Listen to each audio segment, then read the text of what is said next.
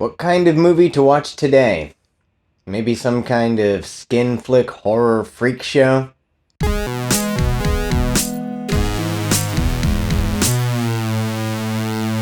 X and Pearl are better understood when talked about in conjunction, as they were shot back to back. They each begin from the same camera angle, a shot looking through a set of barn doors in two completely different styles, imitating two different eras of film history.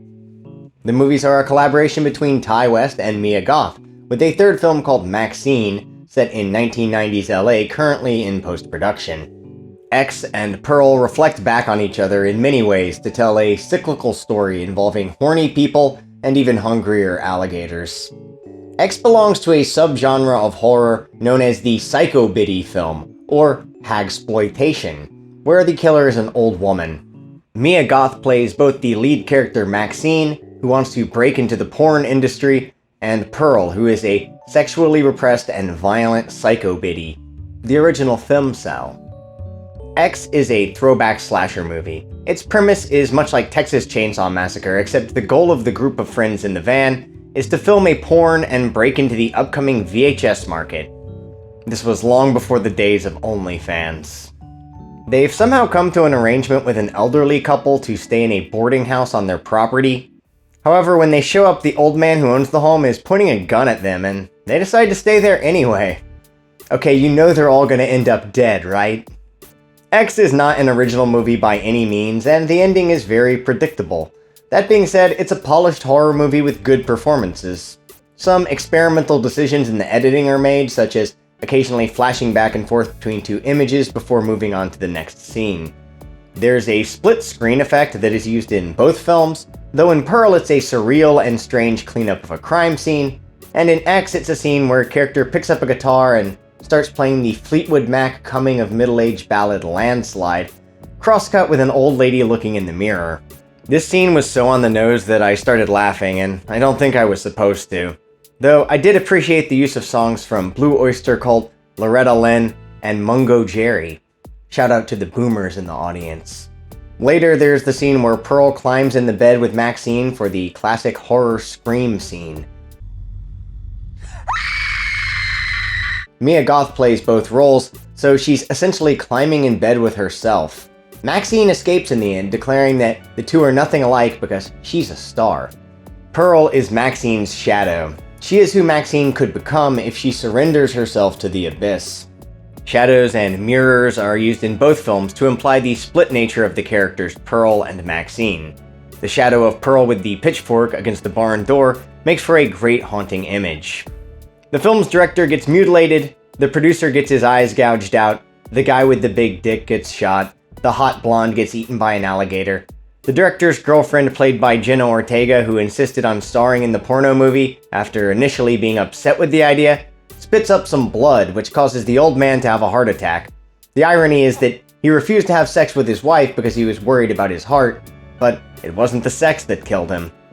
Pearl fires a shotgun at Maxine and gets blown back in a scene of possibly unintentional comedy, leaving Maxine to fill the final girl trope. There's a scene that mirrors that classic scene from The Shining where Jack breaks down the door, only here the one with the axe is the victim. Anytime a character in a horror movie is holding an axe, it feels like The Shining. That's the length of the shadow cast by that movie. By the final act, X is a traditional slasher movie, albeit a well-made one. Mia Goth as the victim and the killer brings enough personality to make X distinct, but it's still restrained by the trappings of its genre. Pearl further breaks free of slasher movie cliches by existing as a character study of a troubled, sociopathic young woman who falls into full-on psychopathy in a traumatic series of events. After learning about Pearl's backstory in her own film, we understand that Maxine and Pearl both aspire to be famous in a way that comes across as delusional. The opening credits utilize a style of font and a wipe effect, which call back to the era of Hollywood filmmaking. Pearl begins with the sound of soaring and majestic strings as its eponymous character looks into the mirror and imagines herself as a character in a Hollywood movie. Pearl is shot using uncommonly bright colors, stylized like the Technicolor films of old Hollywood. The silhouette of the trees outside the house are expressionistic. Pearl prays to be the biggest star the world has ever known, and a shooting star is shown falling down. The film plays out like a twisted fairy tale with themes about sex and violence. Cleopatra starring Theda Bara is displayed on the marquee. She is attributed to be the first sex symbol of film. Shout out to the silent generation. Religion is a theme in both films. In X, it's revealed that Maxine is the runaway daughter of an evangelical preacher. A local audition in a church transports Pearl into a World War I musical. When she begins the audition, an X marks the spot where she's supposed to stand. The previous film was not only called X because they were making an X-rated movie, but because Maxine was said to have X Factor, or what it took to be a star. Generational conflict is the core of both films, as each lead character is rebelling against tradition by seeking a life which is considered immoral, either being an adult film star or a dancer in a chorus line, which at a point in history was considered to be scandalous.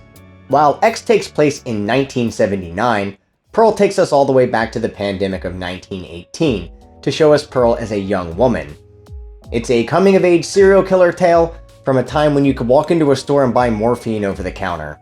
Pearl wanted to be a star, though her overbearing mother wouldn't allow her to leave the home, mostly because of the Spanish flu. She resented her sick father and even toyed with the idea of feeding him to the alligators. There's a bird in the cage of Pearl's house, which represents her own imprisonment. The bird could also represent Pearl's innocence, as when she murders her father off-screen, the camera zooms in on the bird. Pearl's isolation feeds into her mental dissolution. She takes a bath in front of her father, which her mother disapproves of.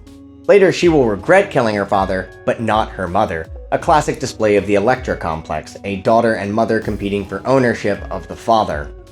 A handsome projectionist at a local theater shows Pearl a pornographic movie. The name of the film is A Free Ride, or A Grass Sandwich, considered to be the first porno movie, known historically as a stag film. The projectionist gives Pearl a single frame of film. She loses it in a cornfield, and the movie pays homage to The Wizard of Oz by showing Pearl's sexual curiosity as she rides a scarecrow to orgasm, imagining him as the projectionist, becoming angry and then excited. It's not the only way the film references The Wizard of Oz. The projection room is painted green, as in the Emerald City, with the projectionist himself something like the wizard, using deceit for the purposes of control. He manipulates Pearl by telling her that he will take her to Europe to be a star, though after they've had sex, he picks up on some red flags a little too late. When the film begins, Pearl evokes Dorothy as she longs for a life beyond the farm. Later, as she rides a bike with a basket on it wearing a hat, she resembles the Wicked Witch. Her transformation into a villain has already begun. She wears a blood-red dress for her audition later in the film. The link between sexual repression and violence that was the basis for the killings in X is rooted here in Pearl's backstory, her maturation into a maniac. As she imagines her husband coming home from the war, she cracks an egg and pictures him exploding. Pearl accidentally sets her mother on fire and leaves her to die. She kills the projectionist with a pitchfork and sends his car into the water, mirroring the scene from X where she kills the director because he refuses to have sex with her. When Pearl's rich friend gets the role instead of her, she hacks her apart with an axe after conveying her mental illness in a single-take third-act monologue with amazing results. There was also a decision to have the credits play out over Mia Goth making an uncomfortable smile, which slowly grows more psychotic until she's crying, yet she's still holding her smile as an iris closes around her face and the tense strings fade out. It's one of the most memorable endings to a horror movie in recent memory. X was able to recoup $15 million against a modest $1 million budget, while Pearl brought in $9 million against a similar budget, and both of these films came out the same year, with another soon to follow. This franchise really feels like a passion project, but it's also doing well commercially, so it's the best of both worlds for the filmmakers. I prefer Pearl over X because the editing is more experimental, and the structure is more character-focused. Though the films complement each other quite well, I'd give X a 7 out of 10, and Pearl an 8 out of 10, while also mentioning that Mia Goth's performance in Pearl was my favorite performance for a horror movie in 2022, which makes me want to bump the score up to a 9, which I just might do. Did I mention the movie has a decomposing pig covered in maggots?